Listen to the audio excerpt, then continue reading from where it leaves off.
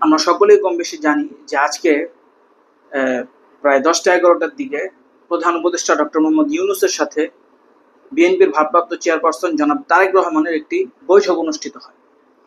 সেই বৈঠকের পরে তারেক রহমানের পক্ষ থেকে 2 জন আর প্রধান উপদেষ্টা ডক্টর মোহাম্মদ ইউনূসের পক্ষ থেকে 2 জন, মোট 4 জন প্রতিনিধি দল যৌথভাবে একটি সংবাদ সম্মেলন করে।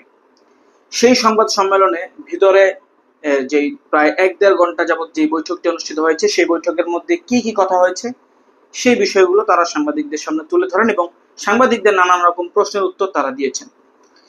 তো সেই সংবাদ সম্মেলন চলাকালীন অবস্থায় বিএনপির স্থায়ী কমিটির সদস্য জনাব আমির খসরু মাহমুদ চৌধুরী একটি কথা বলেছেন।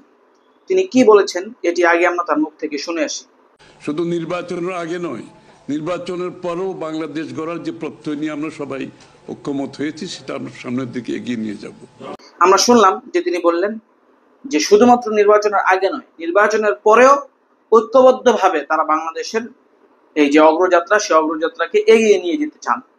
অর্থাৎ এই কথাটা খুব সাধারণ কোনো কথা মনে হলেও, খুব সৌজন্যমূলক কথা মনে হলেও, এই কথাটার মধ্যে আমরা যদি একটু অন্যভাবে চিন্তা করি তাহলে ব্যাপক একটা অর্থ রয়েছে।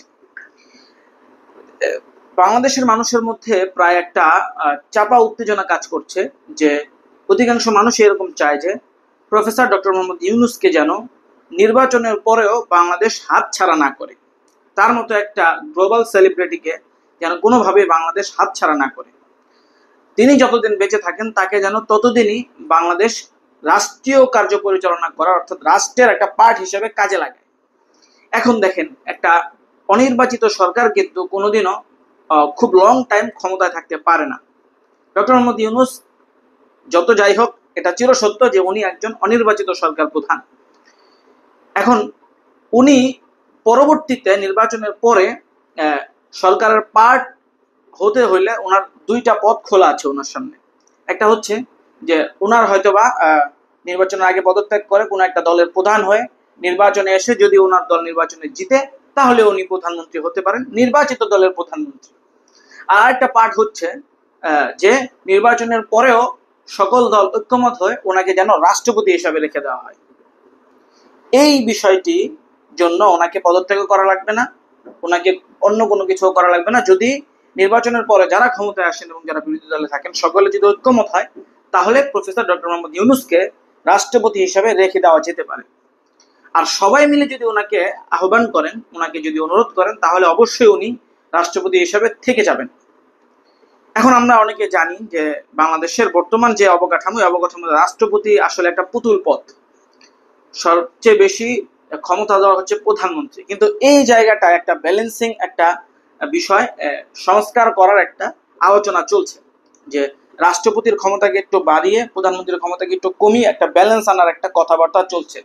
এখন এমনটি যদি করা হয় এবং যদি নির্বাচনের পরে, নির্বাচনে যেই জয়ী হোক, বিএনপি জয়ী হোক অথবা জামাত জয়ী হোক, যেই জয়ী হোক, জয়ী হওয়ার পরে সকলে মিলে, বিরোধী দল এবং সরকারি দল সকলে মিলে যদি এই প্রফেসর ডক্টর মোহাম্মদ ইউনূসকে অনুরোধ করে, তাকে যদি আহ্বান করে রাষ্ট্রপতি হিসেবে থেকে যাওয়ার জন্য, তাহলে আমি ব্যক্তিগতভাবে এটা মনে করি যে তিনি অবশ্যই এই কথা রাখবেন এবং তিনি বাংলাদেশের সর্বোচ্চ অভিভাবক হিসাবে থেকে যেতে চাইবেন। এখন এই বিষয়টা অনেকেই এরকমটা আশা করছেন, কিন্তু প্রশ্ন হচ্ছে বাংলাদেশের সবচেয়ে বড় বর্তমানে যে রাজনৈতিক দল বাংলাদেশ জাতীয়তাবাদী দল বিএনপি, এই বিএনপিকে এই বিষয়টি এরকমটা আশা করছে কিনা, এই ব্যাপারে তাদের পারসেপশনটা কি, তাদের ধারণাটা কি, তারা আসলে কি চায়। এখন আমির খসরু মাহমুদ চৌধুরী আজকে যে কথাটি বললেন যে নির্বাচনের পরেও একসাথে পথ চলতে চান। এখন দেখেন, ইন্টারিম গভর্নমেন্ট, এখন অন্তর্বর্তীকালীন সরকার এখন ক্ষমতায় আছে, তারা এই সরকারে যারা ক্ষমতায় আছে একজনও কিন্তু পলিটিক্যাল ব্যক্তিত্ব না। অনেকে এনজিওর, অনেকে অনেক মানবাধিকার সংস্থার, অনেকে শিক্ষক, বিভিন্ন জায়গা থেকে বিভিন্ন শ্রেণীর মানুষগুলো এখানে এসে সরকারের দায়িত্ব নিয়েছে। এখন নির্বাচনের পরেও এদেরকে নিয়ে পথ চলার অর্থটা কি আসলে?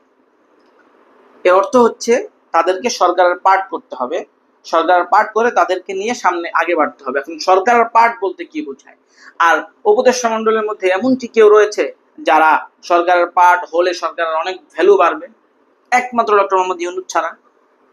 তাহলে নির্বাচনের পরবর্তীতে একসাথে পথ চলার অর্থ এটাই দাঁড়ায় যে হয়তোবা বিএনপিও এটা চাইছেন, কিংবা এমনও হতে পারে যে আজকের যে বৈঠক, এই বৈঠকের মধ্যে হয়তো এরকম কোনো প্রপোজাল ডক্টর মোহাম্মদ ইউনূসকে দেওয়া হয়েছে যে নির্বাচনে বিএনপি জয়লাভ করলে বা যেই জয়লাভ করুক ডক্টর মোহাম্মদ ইউনূসকে রাষ্ট্রপতি হিসেবে রেখে দেওয়া হবে। যদি এই যে জল্পনা কল্পনা, এই যে গুঞ্জনটা, এটি যদি সত্যি হয়, তাহলে বাংলাদেশের জন্য হয়তোবা আল্লাহ চাহে তো ভালো কিছু অপেক্ষা করতে পারে বলে অনেকে মনে করছেন।